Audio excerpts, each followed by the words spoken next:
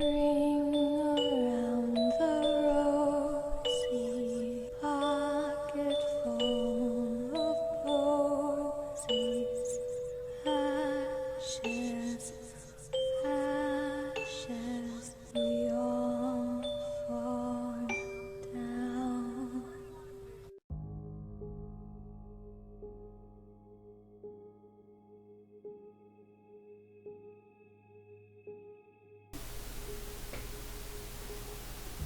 Boa noite. Vamos abrir as portas do nosso sanatório e vamos para o Havaí. Pensando no Havaí, o que vem à cabeça? Camisa florida, colarzinho, praia, dançarina de hula. Tem tudo isso. Mas a gente vai deixar essa parte lá para os turistas, porque a nossa praia é bem outra. Muita gente pensa que os lugares chamados de paradisíacos, ensolarados, estejam livres de assombrações e de fenômenos paranormais e sobrenaturais. Isso tudo porque o estereótipo do terror mostrado em filmes e livros costuma ser aquele lugar sombrio, nublado, escuro. A gente só não pode esquecer que tudo é energia. E onde há vida, energias fluindo. Esses fenômenos podem sim acontecer. Em Honolulu, na esquina da Rua 8 com a Rua Harding, é um ponto infestado dessas energias. E muitos dizem que ali está o ponto mais assombrado da cidade e um dos mais ativos da ilha. A casa de Kaimuki não é nem de longe a primeira imagem que vem à mente quando falamos em uma casa assombrada. Construída sobre uma base de 2 rochas de lava. É uma casa normal. Normal da porta para fora. A casa Kaimuki pode ser tudo, menos normal.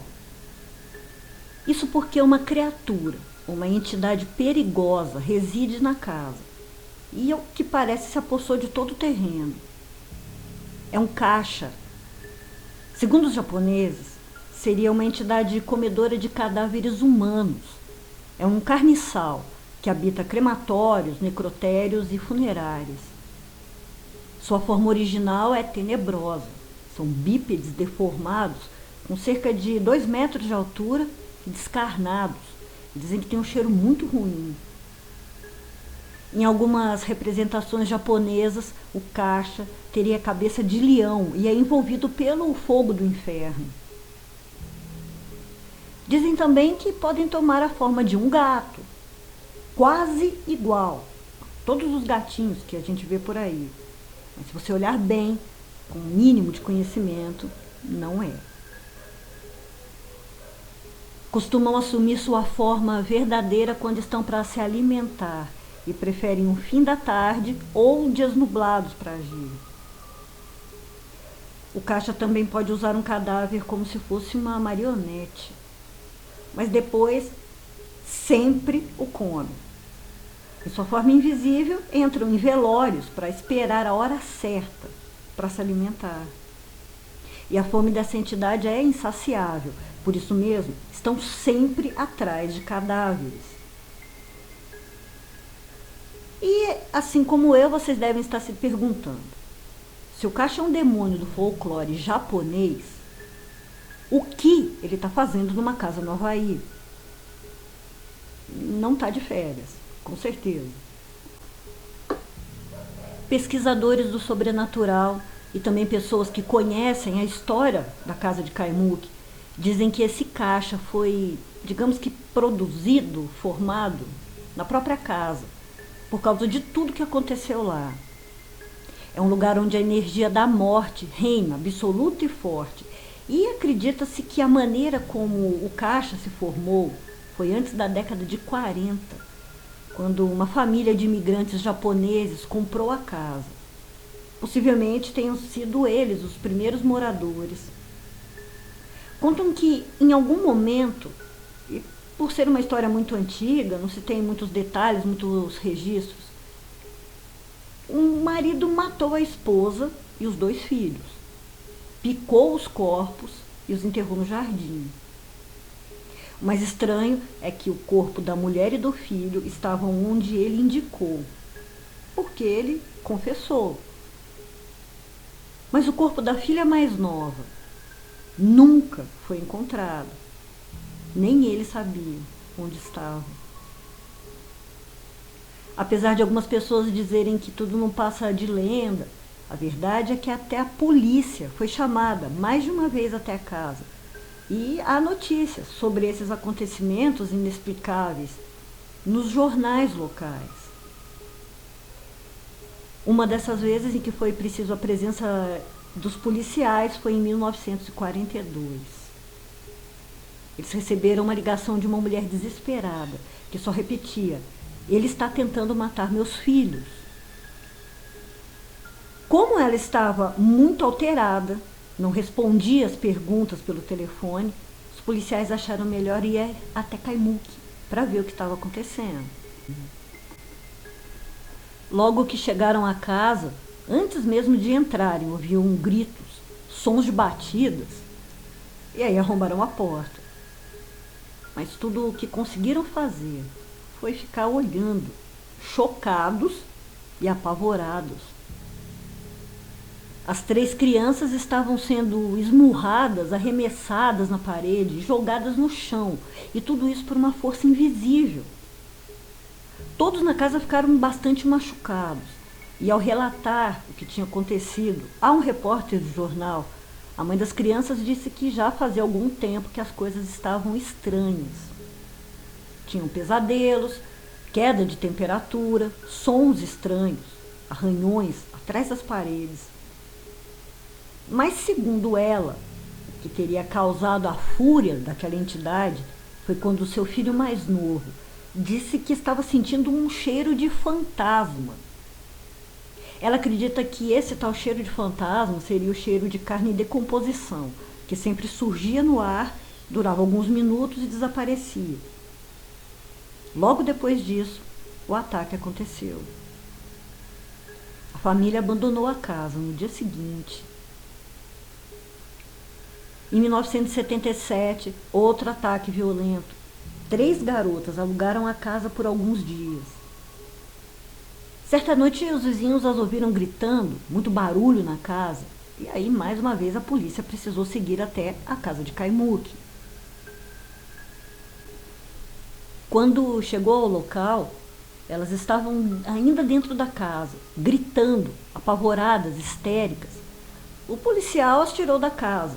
E uma delas entrou no próprio carro para se esconder, sabe-se lá do quê.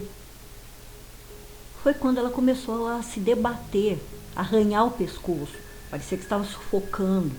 Era como se estivesse sendo estrangulada por mãos invisíveis. E vendo aquilo, o policial abriu a porta do carro na tentativa de salvar a moça. Conseguiu tirá-la de lá.